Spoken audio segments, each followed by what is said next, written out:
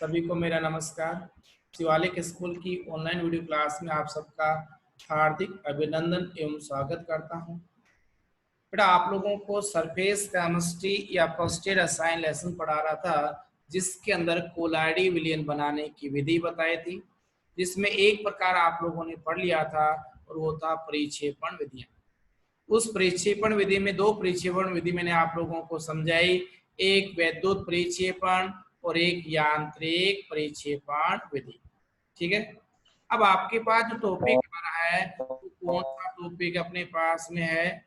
वो है परिक्षेपण के बाद में संघनन विधि, सेकंड प्रकार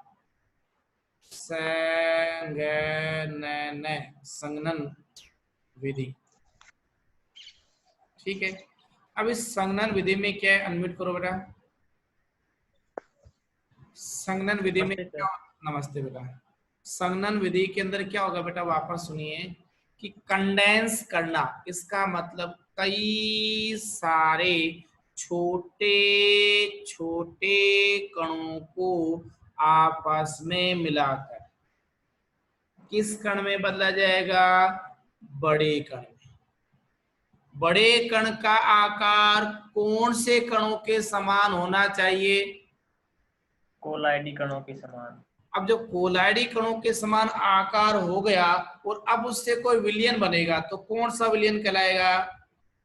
कोलाइडी विलयन। तो आपने ये कहा सर क्या कि छोटे छोटे आकार के कण आपस में मिलकर के बड़े आकार के कण में परिवर्तित होते हैं, लेकिन इन कणों का आकार किस कणों के समान होता है? कोलाइडी कण के समान। तो अब इन कणों से मिलकर के जो विलयन बनेगा उस विलयन को सर कोलाइडी विलयन कहते हैं। यही बात बताई ना आपने भाई? Yes sir. अच्छा, लेकिन सर इस संघनन विधि में कौन कौन सी विधियां सम्मिलित की गई है? जैसे आपने परिक्षेपण में दो बता दी थी, एक यांत्रिक परिक्षेपण और एक आपने बताया सर वैद्युत परिक्षेपण। ठीक है, अब अपने पास में आता है दूसरा जो है संघनन, और संघनन के अंदर आती है जो पहली विधि है उसका मैं नाम लिख रहा हूं स्मॉल ए, अपचयन। कौन सी है बता?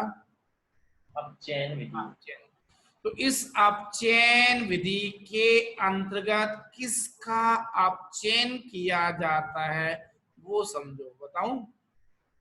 तो अभी मैं पहले भी पढ़ा था, मेरे को याद आ रहा अच्छे से कि सोना, चांदी, प्लेटिनम आदि धातुओं का कोलाइडी विलयन किस विधि के द्वारा या किस परिक्षेपण विधि के द्वारा बनाया गया था? यांत्रिक परिक्षेपण। यांत्रिक परिक्षेपण विधि के द्वारा। अब हम मैं क्या कर रहा हूं, ये अपचयन के द्वारा भी, अपचयन विधि के द्वारा भी सोना, चांदी, प्लेटिनम आदि धातुओं का क्या बनाया जा सकता है? कोलाइडी विलयन बनाया जा सकता है। क्या बनाया जा सकता है? कोलाइडी विलयन। यहां तक बात समझ में आई कि नहीं आई? Yes sir. लेकिन अपचयन करेंगे या ऑक्सीकरण करेंगे? अपचयन।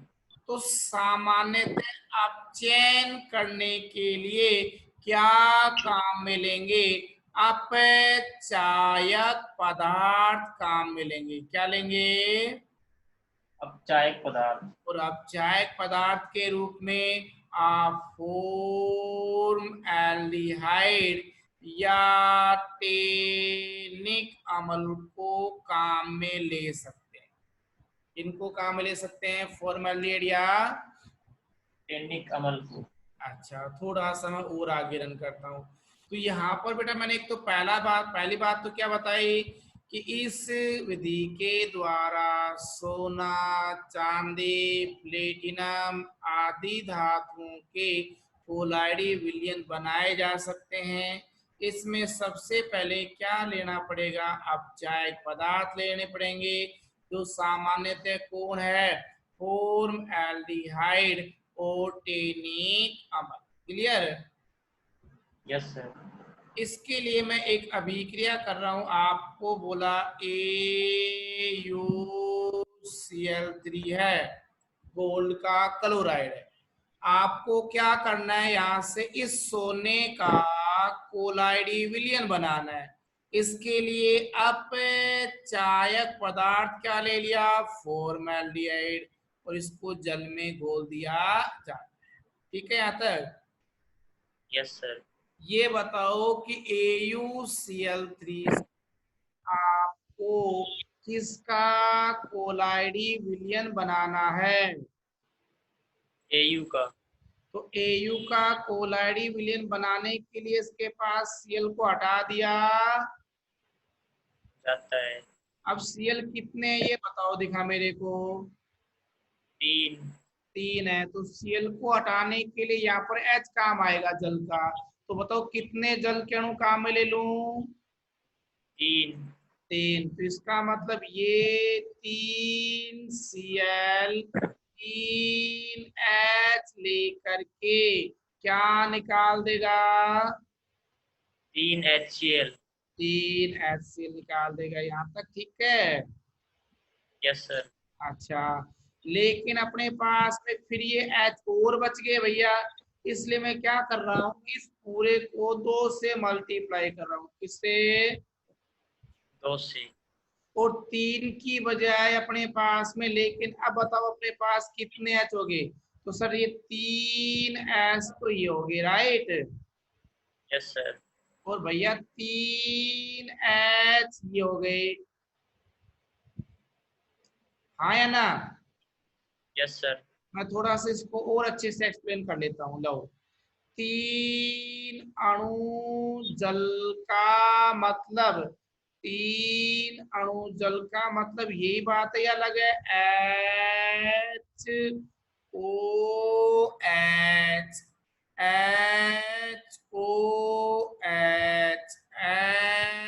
HOH, right? Yes sir.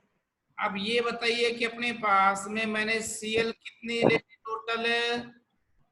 है 6। यहाँ पर ये H कितने हो गए?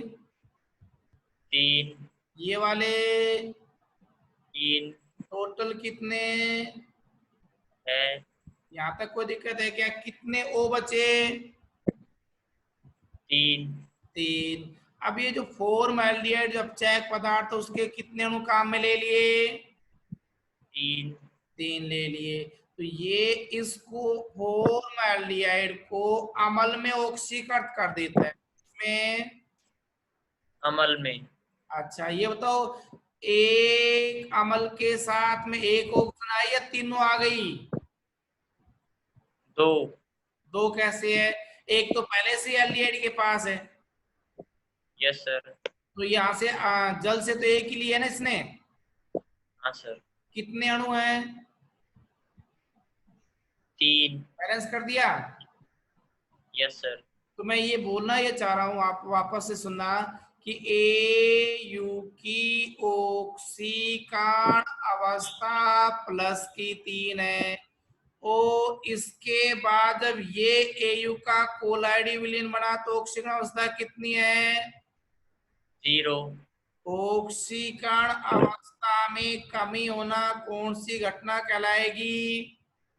अपचयन। तो बताओ, अपचयन के द्वारा AU का कोलाइडी विलयन बना या नहीं बना? बन गया। अच्छा, तो हमने यही कहा था ना, सोना, चांदी, प्लेटिनम आदि धातुओं के क्या बनाने में, कोलाइडी विलयन कोलाइड। बनाने में किसको काम में लिया जाता है? अपचयन विधि को। अपचयन विधि को। अब मैं दूसरा करूं? Yes sir. ला भाई, दूसरा करते हैं। एक एग्जाम्पल और ले लिया। मान लिया जाए आपके पास में, कौन सा ले लिया मैंने, प्लेटिनम के लिए PtCl2, राइट? Yes sir. वही अपचायक पदार्थ के रूप में किसको ले लिया, फॉर्मल्डिहाइड। हाइड। और वापस से कौन है भैया आपका? जल। जल।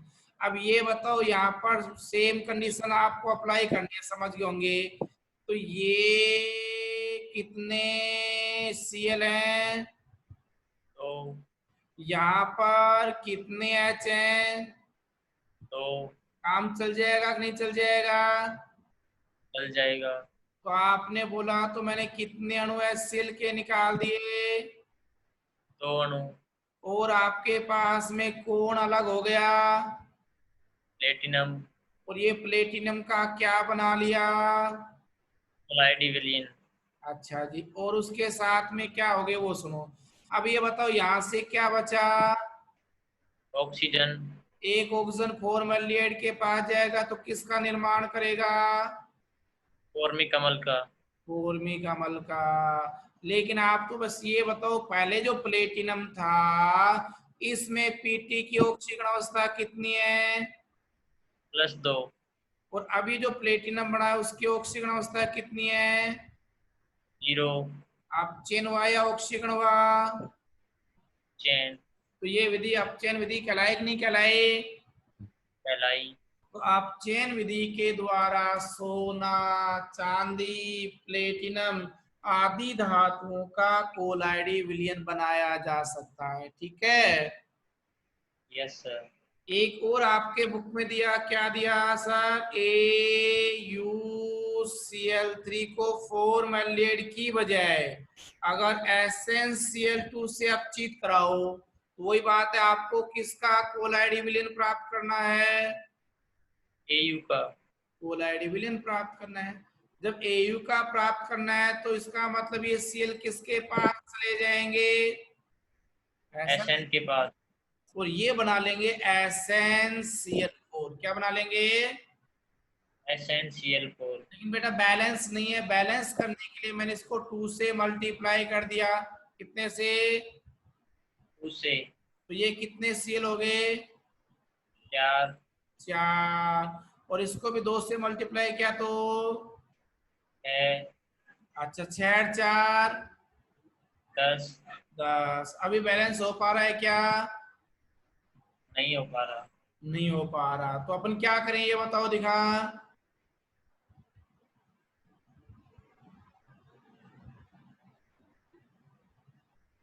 मैं इसको 2 हटा दूं क्या, यस सर। तो 3 दूनी है 6 और 2 8। 8, यहाँ पर ये कितने हैं, 4। 4, इसको कितने से गुणा करूं, 2 से 2 से करते हैं SN2 हो जाता है कि नहीं हो जाता है। हो जाता है। तो आप बताओ कैसे बैलेंस करोगे,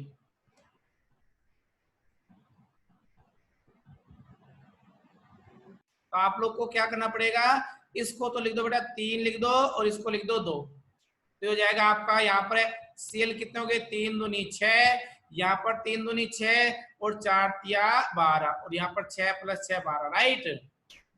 यस सर। तो ये था आपका अपचयन विधि के द्वारा कोलाइडी विलयनों का निर्माण, जो कि एक संघनन विधि कहलाती है। पहला पॉइंट क्लियर है, बोलो बेटा। यस सर ये गोल्ड है, ये इधर तो 2 है और इधर 1 ही है। बेटा इसको बैलेंस कर लेंगे, बहुत अच्छी बात बताई इसने हिमांशु ने, ये हो गया बैलेंस हो गया, सर वेरी गुड, ठीक है ना। तो इस प्रकार से बैलेंस कर लेंगे अपन। अब आता है दूसरी विधि, चले भाई अपने पास में, लेकिन जो गोल्ड है ना हिमांशु, जो गोल्ड है बेटा उसका एक और नाम बताया, कि जो गोल्ड के कोलाइडी विलयन का रंग, क्या बोल दिया, गोल्ड के कोलाइडी विलयन का रंग। हाँ, तो गोल्ड के कोलाइडी विलयन का रंग कैसा मिलता है, बैंगनी, कैसा मिलता है, नहीं। और बैंगनी होने की वजह से इसको बोलते हैं केसियस का पर्पल।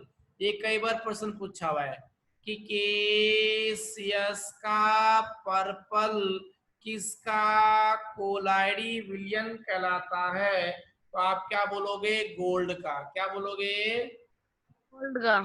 सोने का, समझ गए। बस सर। ठीक है, आपको मैंने बताई इससे पहले परिक्षेपण विधि बताई कौन सी आप लोगों को? संघनन विधि कौन सी बताई आपको? अपचयन। अपचयन के बाद में अब कौन सी चल रही है? सेकंड ऑक्सीकरण। अच्छा, अब ऑक्सीकरण में क्या है सुनो कि सामान्यतः सल्फर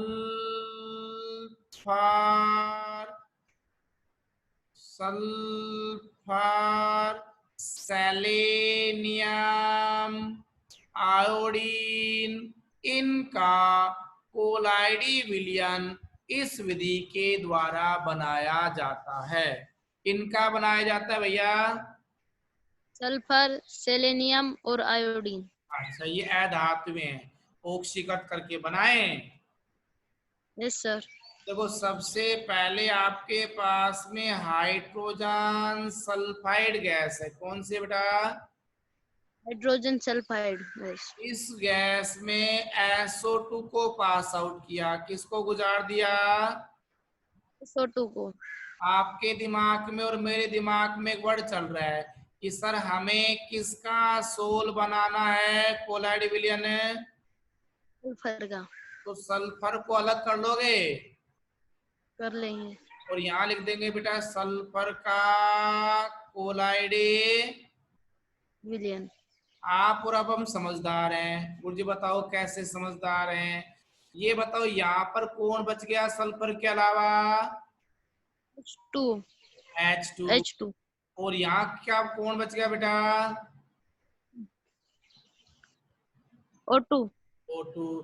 तो H और O परमाणु आपस में मिलकर के किसका निर्माण कर सकते हैं? H2O का।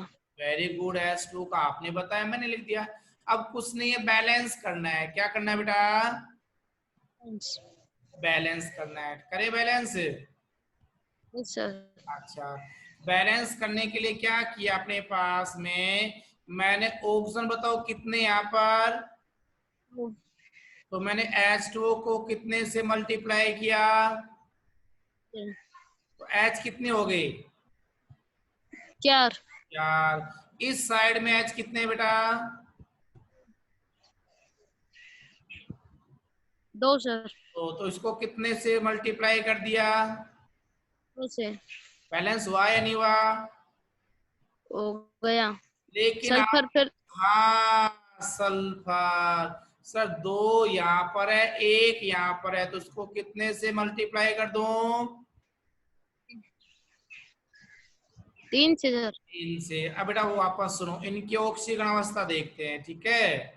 तो बेटा यहाँ यस सर। सल्फर है वो S-2 के रूप में है, सल्फाइड के रूप में है।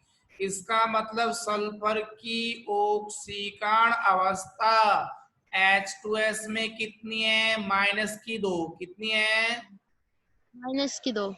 लेकिन ये जो सल्फर बना वो मूल अवस्था का बन गया। Yes sir. और मूल अवस्था में ऑक्सीकरण अवस्था 11 में कितनी बताई थी? 0। तो ये बताओ ऑक्सीकरणांक -2 से 0 बढ़ गया या घट गया? -2 बढ़ गया। तो बढ़ गया। Very good. तो ऑक्सीकरण अंक बढ़ता है तो ऑक्सीकरण होगा या अपचयन होगा? ऑक्सीकरण। तो ये विधि ऑक्सीकरण की है या अपचयन की? ऑक्सीकरण की। यहाँ तक समझ में आई कि नहीं आई? Yes sir.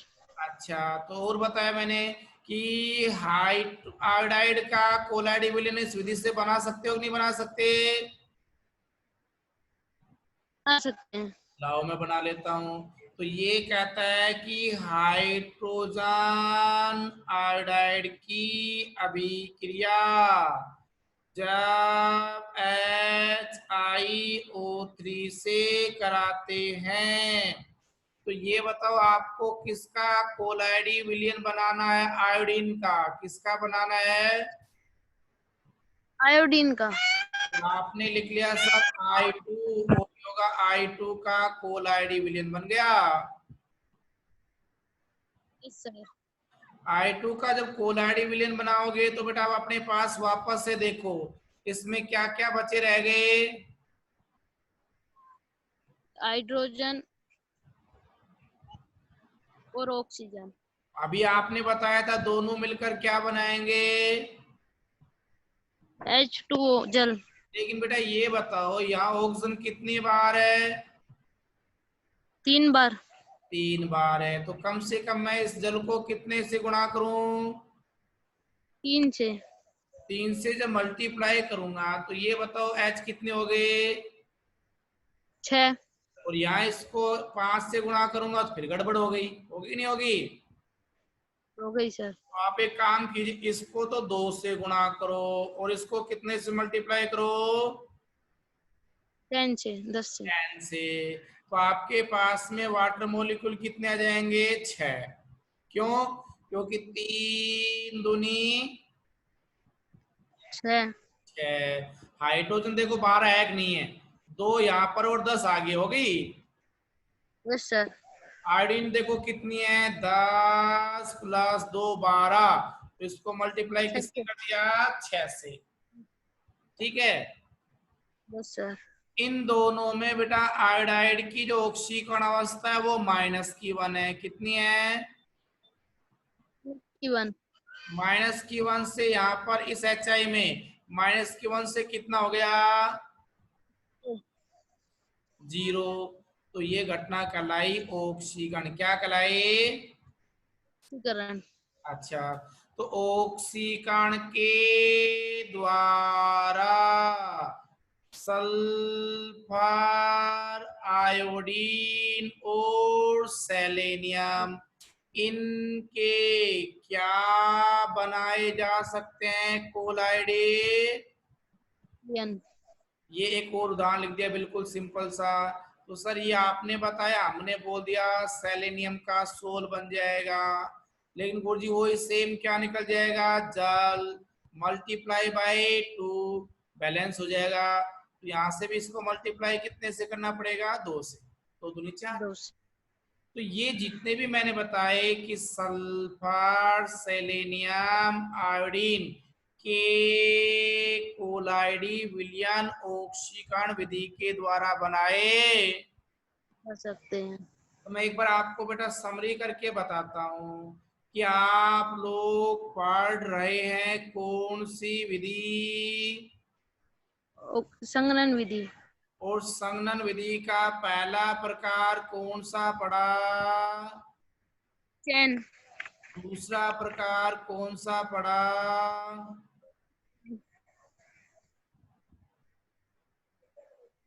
हिमांशु कौन सा पढ़ा बेटा। सर। ऑक्सीकरण। ठीक है ना। अच्छा, अब बात और आगे चलती है थोड़ी सी। लाओ सर चलाओ, चलाएं।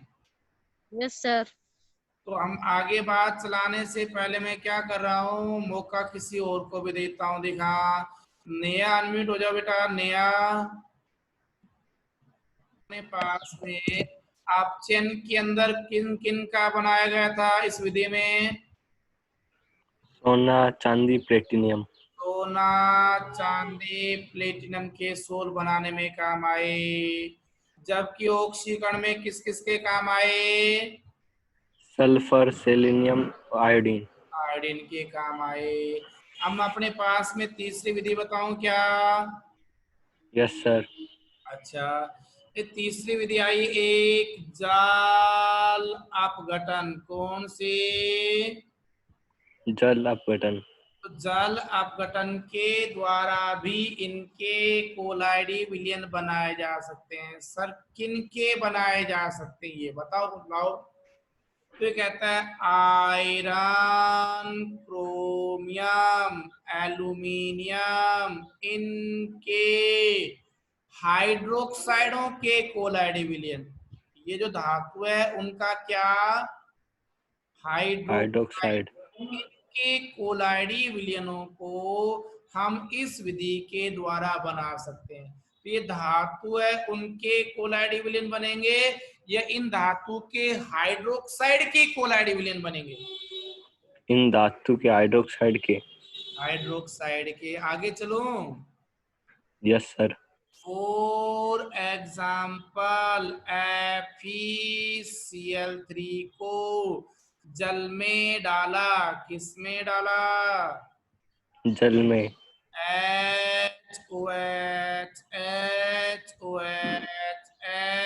HOH डाल दिया भैया। Yes sir. ये बताओ यहाँ से ये क्या निकल गया? HCl। ये क्या निकला? HCl। कितनी HCl? 3। उसके साथ Fe के साथ कितने OH आ गए? 3। तो मैं लिख दूं FeOH की होल थ्राइस। Yes sir.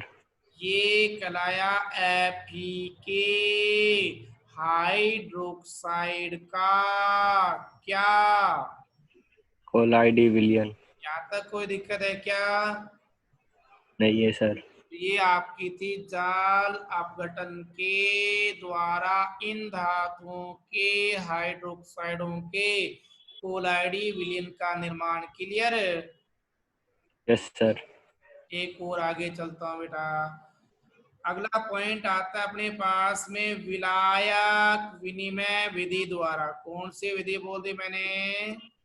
विलायक विनिमय विधि द्वारा। विलायक विनिमय विधि द्वारा कोलाइडी विलयनों का निर्माण। समझ गए? Yes sir. तो ये कहता है जैसे फॉर एग्जाम्पल मैंने बोला ये जो सल्फर और फास्फोरस जो है, कौन बेटा? सल्फर और फास्फोरस। सल्फर फास्फोरस या रेजिन, इनको किसमें डाला? एल्कोहल। और एल्कोहल में डालने पर ये एल्कोहल में घुल जाते कि नहीं घुलते? घुल जाते हैं। और इन्हीं सल्फर फास्फोरस या रेजिन को किसमें डाला? जल में। अच्छा, जल में डाला। तो बताओ मैंने क्या बोल दिया? घुल गए या नहीं घुले? नहीं घुले। विलय या विलय? अविलय। अच्छा, यहाँ तक समझ में बात आई कि नहीं आई? Yes sir. अब आपको क्या करना है, इस सल्फर और फास्फोरस को किस में घोलना है? जल में। तो जल में घोलने के लिए क्या करेंगे आप? सबसे पहले सल्फर को एल्कोहल में डालेंगे। डालने के बाद में आपके पास कैसा पदार्थ मिला? घुलनशील। अब इस घुलनशील पदार्थ को क्या करेंगे? जल के आधिक्य में डाल देंगे। किस में डाल देंगे? जल के आधिक्य। अच्छा, अब बताओ सल्फर घुला हुआ है या नहीं घुला हुआ? घुला हुआ है। अच्छा, लेकिन सीधे सल्फर को जल में डाला तो घुल गया क्या? नहीं घुला। तो अभी कहता अब इसी सल्फर युक्त एल्कोहल के विलयन में इनको अगर जल में डाला जाता है तो आपके पास में इस सल्फर का कोलाइडी विलयन बन जाता है। समझ गए? Yes sir. तो ये घटना कहलाती है अपने पास में विलायक का विनिमय। क्या कहलाई? विलायक का विनिमय। विलायक का विनिमय का मतलब क्या निकल के आया कि हम ये कहेंगे कि विलय पदार्थ जिस विलायक में ज्यादा घुलता है, तो ये विलय पदार्थ सल्फर किस विलायक में ज्यादा घुल रहा है? एल्कोहल में। तो विलय पदार्थ जिस विलायक में ज्यादा घुलता है पहले उस विलायक में विलय को घोल करके विलयन बना लिया। Yes sir. अब उस विलायक में मिलाओ जिसमें ये पदार्थ घुलता है कि नहीं घुलता? नहीं घुलता। नहीं घुलता या कम घुलता है। अब उसमें मिलाएंगे तो आप देखेंगे कि अपने पास में वे विलय पदार्थ अघुलनशील विलायक में भी विलय हो जाएंगे। भूल जाएंगे और उनके कोलाइडी विलयनों का निर्माण कर लेंगे। समझ गए? Yes sir. तो ये जितनी अभी मैंने आपको 4 विधियां बताई है वो परिक्षेपण विधि है या संघनन विधि है? संगनन। तो संघनन विधि कितनी बताई मैंने आपको? 4। 4। अपचयन, ऑक्सीकरण, जल अपघटन और विलायकों का विलायक का विनिमय। विनिमय। यहाँ तक क्लियर पॉइंट हुआ है नहीं हुआ? Yes sir. अब बेटा उसके बाद में आता है कोलाइडी विलयनों का शुद्धिकरण। क्या आएगा? कोलाइडी विनिमय का शुद्धिकरण। ये आपका टॉपिक कोलाइडी विलयन बनाने की विधियां खत्म हुई। अब जब विलयन बन गया तो उसमें हो सकता है कुछ अशुद्धियां पाए जाए, तो उस अशुद्धियों का क्या करना है अब आपको? शुद्धिकरण। और शुद्धिकरण जो है अपने पास में आपका नेक्स्ट लेक्चर में पढ़ा जाएगा। हेलो, आवाज पहुंच रही है? हाँ सर, आ रही है आवाज। ठीक है। तो बेटा आपको आज का जो टॉपिक था वो क्या था? संघनन विधि। संघनन विधि में कौन से कण होंगे? पहले छोटे कण, उनको क्या करेंगे जोड़ करके? बड़े कण बनाएंगे। ये बड़े कण कौन से आकार के हो जाएंगे? कोलाइडी कण के आकार के। कोलाइडी कणों से बनकर बना विलयन क्या कहलाएगा? कोलाइडी विलयन। अब उसमें पहले विधि कौन सी है? अपचयन। अपचयन किन किन का किया जा सकता है? सोना, चांदी और प्लेटिनम का। इनके अपचयन के लिए कौन से अपचायक पदार्थ काम में लोगे? HCl। अच्छा, उसके बाद में जो दूसरी विधि आई अपने पास में वो कौन सी है? ऑक्सीकरण। ऑक्सीकरण के द्वारा किसका कोलाइडी विलयन बनाओगे? सल्फर, सेलेनियम और आयोडीन का। आवा नहीं आ। तो ये आपका टॉपिक था आज का। कौन सा? संघनन विधियां। ठीक है, जिसमें आपको ऑक्सीकरण, अपचयन, उसी के साथ में दूसरी कौन सी बताई थी? विलायकों का विनिमय और जल अपघटन। कल पढ़ेंगे अपन कोलाइडी विलयनों का शुद्धिकरण। ठीक है ना? ये आपका कल का टॉपिक रहेगा।